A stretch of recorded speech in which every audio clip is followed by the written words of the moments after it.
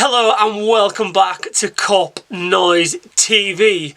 Now, before we get into the video, before we start looking at Liverpool's upcoming fixture in the Premier League away to Bournemouth, I just want to say thoughts are with Ibou Konate and his close friends and family after the tragic news this week that he sadly lost his dad. Deepest commiserations go out to Ibou and his friends and family on that one.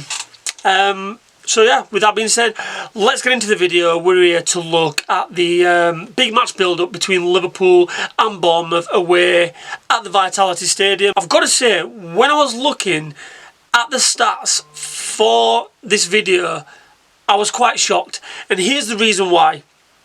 This is a wild stat, by the way, a wild stat. And some of you might have already known this, but I did not know it was this bad for Bournemouth.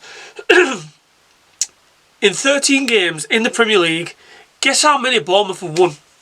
Give it a second. Right, that's a second. They've won one. One game in 13 in the Premier League. That's a mad stat. Absolutely mad. When you think of Bournemouth, you think of, you know, kind of mid-table, trying to push into those Europa Conference League, but no, literally, they're on the slide. They're currently sat 15th in the Premier League. However, they have got a 10-point gap between them and the relegation zone. They're on 27 points at the moment, so you wouldn't think that as a Bournemouth fan, you wouldn't think that you're going to get dragged into a relegation scrap. You'd like to think that you've got enough of a points buffer there that you're not going to get drawn into fighting with the likes of West Ham and Nottingham Forest, potentially for that last relegation place. If you're thinking that Wolves and Burnley are going to fill the other two spots. And yes, Bournemouth fans, I understand that you've lost a lot of your better players quite recently. The likes of Dean Huijsen to Real Madrid, Cherries to us, and obviously quite recently Antoine Semenyo, who chose to join Man City over Liverpool. Not bitter about that at all. Can you tell? But only one win, going back to this, only one win in the league in the last 13 games is a pretty damning start for the club, and maybe more so the manager, because when I think about Iraola, he's built up quite a good reputation as a solid all-rounder Premier League manager. He plays a good brand of football. He seems like a good man manager. He's good with the press. He seems like a good fit, a manager that potentially a lot of teams wouldn't mind having. The likes of maybe Man United, who are looking for a manager, and a few other clubs.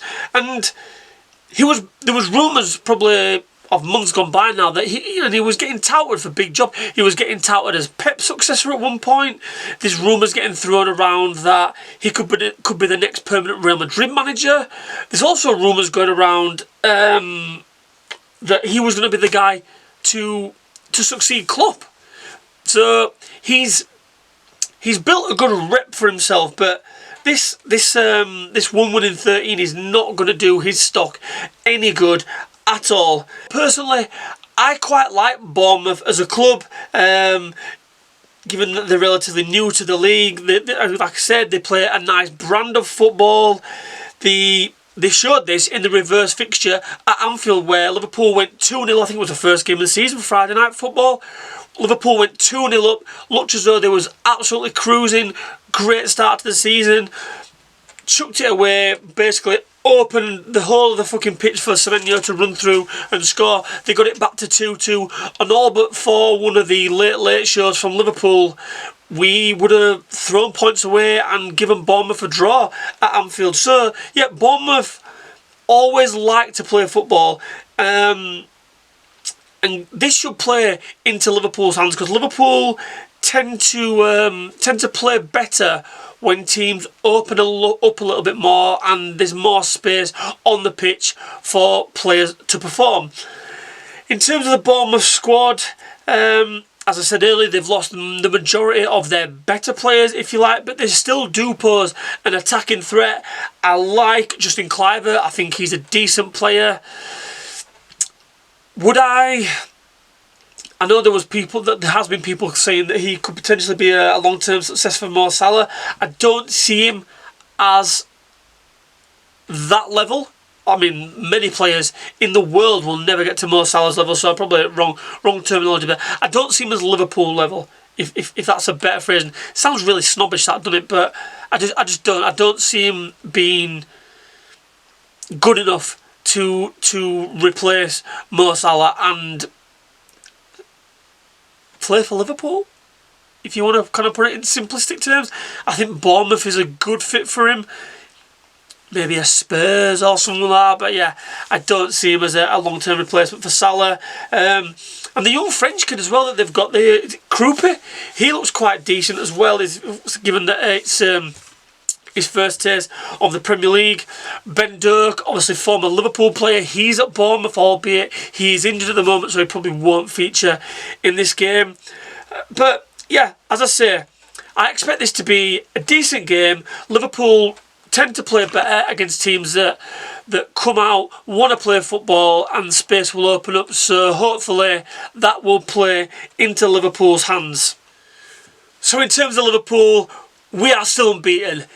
Get in. I mean, look, I'm being sarcastic. I am being completely sarcastic. And as much as, yes, it's great that we haven't lost now for many games. I think it's like 13 in all comps. 4 draws on the spin in the league, which is not good reading when you consider the calibre of teams that we have been up against. And in all honesty, this string of results, this string of 4 draws in the league has put us in a bit of a precarious position in the league now, because the 6 teams below us now are within 3 points of us, which really we kind of should be, I dare say, 6 points clear of the team underneath us. But so I'll read that again. So the 6 teams below us are within 3 points or less of us, and within those 6 teams there is Man United and Everton, who I consider to be both shit. Let's have it right. They're not good, but that's what we're doing at the moment. These draws are keeping the likes of those clubs in touching distance of Liverpool, and also in touching distance of claiming a top 4 place. So Liverpool need to get back to winning ways quickly. So this weekend would be ideal, Liverpool. If you can do that for us, we'd be much appreciated. Thank you. But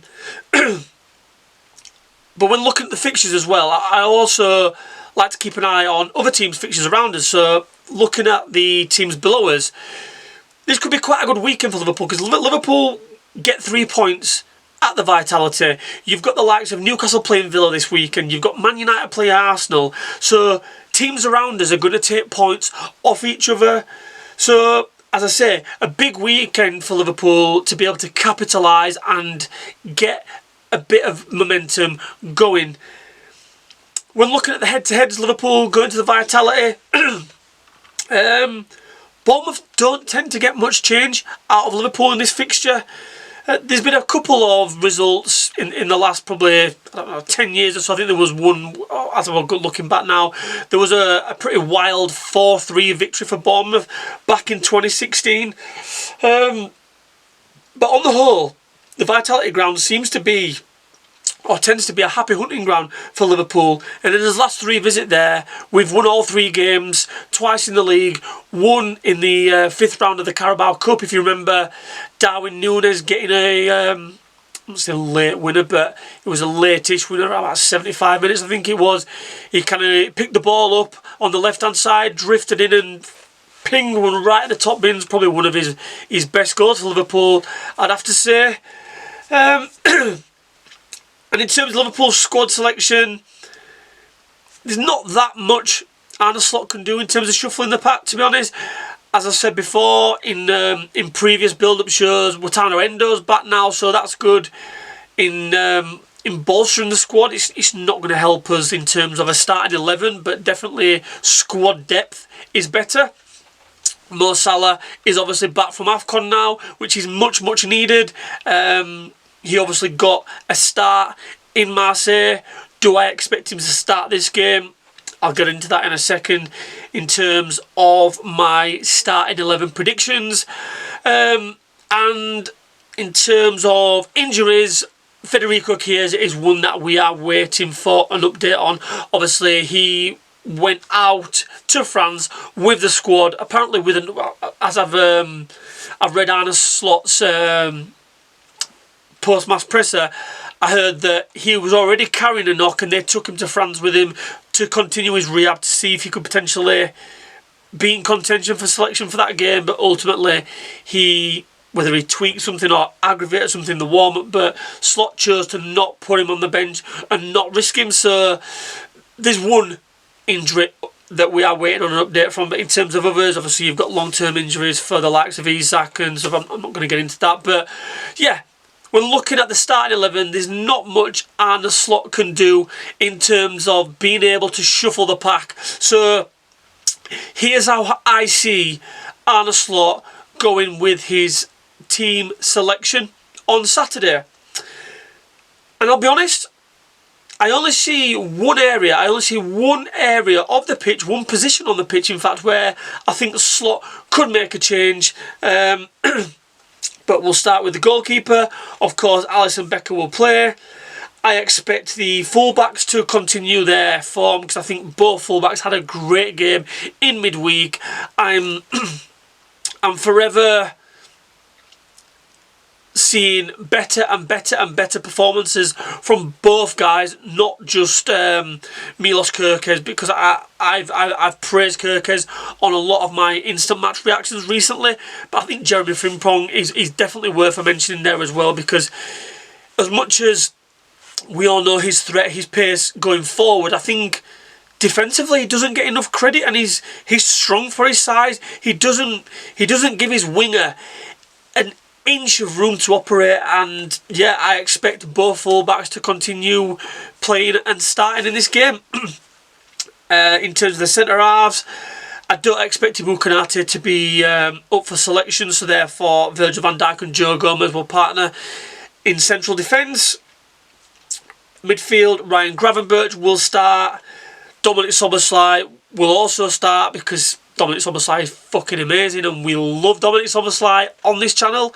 And then the other midfielder, which I think is the only place in the team that potentially Slot could rotate, and this is Alexis McAllister or Curtis Jones, and I suspect he will go with Alexis McAllister.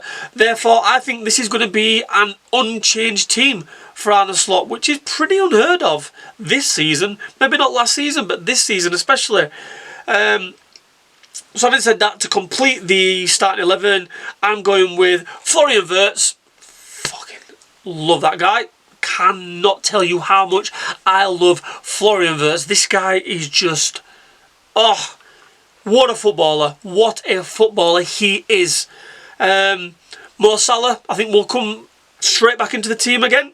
And he needs a goal. He's due a goal. He should have scored in midweek. And Hugo Ekitike, who it was nice to see. I think he come off the field after about 70, 80 minutes, something like that. He seems to be finding a little bit more in terms of stamina in able to complete 90 minutes for Liverpool now, which is one thing he needs to do. You know, Alexander Isak is obviously out. Federico Chiesa potentially might not even be on the bench, so Ekitike needs to be able to put in 90-minute performances now for Liverpool, given that we're in mid-January. So yeah, that is my starting 11 prediction for Liverpool's upcoming fixture away to Bournemouth, Saturday 5:30 kickoff. Let me know if you think any different in the comments below in terms of my score prediction. I honestly think Liverpool will continue their form in this fixture, and Liverpool tend to do alright in this fixture. They tend to keep a clean sheet, and I think Liverpool 2-0, and I'm going to go for Hugo Ekitike and Mohamed Salah to get on the score sheet. Let me know your thoughts in the comments below, guys. Smash a like and subscribe, as always, if you haven't already. And yeah, thanks for watching the video. I'll catch you in a bit.